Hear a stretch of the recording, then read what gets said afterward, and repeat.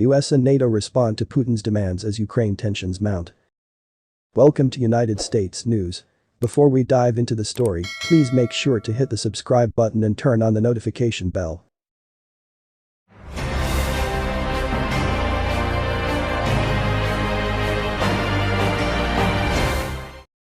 The United States and its allies on Wednesday formally rejected Russia's demands that NATO retreat from Eastern Europe and bar Ukraine from ever entering the alliance, but they proposed several areas, including nuclear arms control and limits on military exercises, where they were willing to negotiate.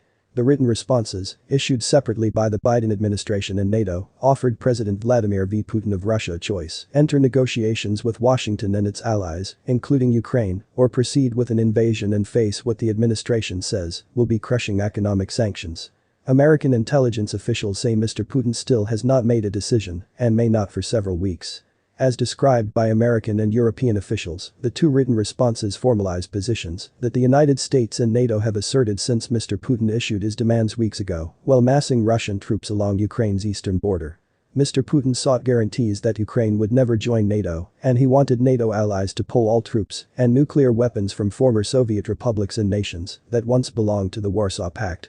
He said in December that his demands must be addressed right away, right now. The documents delivered on Wednesday rejected a few of the demands as non-starters and listed several Western concerns about Russia's behavior that would have to be part of reciprocal agreements.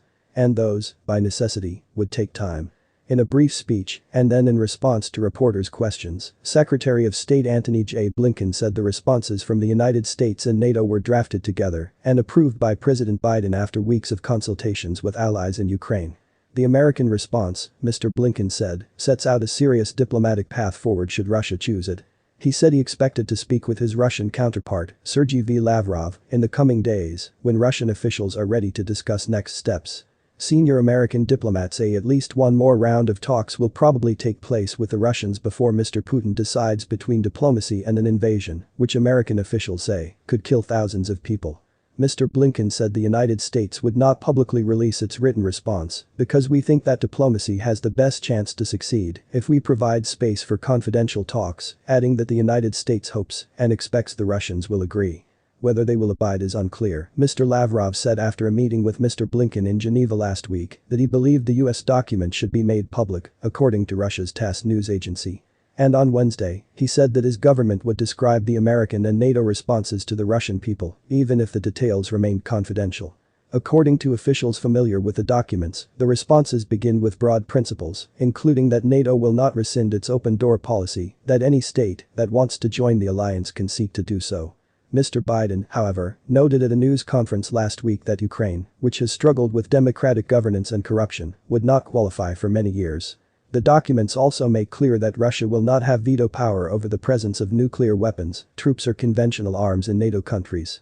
But they open the door to talks on reciprocal restraints on short and medium-range nuclear weapons, including a revival of the Intermediate-Range Nuclear Forces Treaty.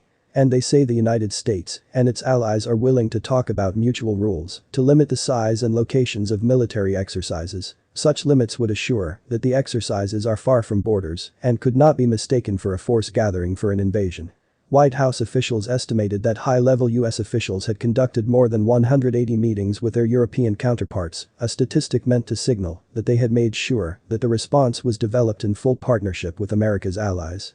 Ukraine's foreign minister said on Wednesday that his country had reviewed and approved the responses dealing with its future.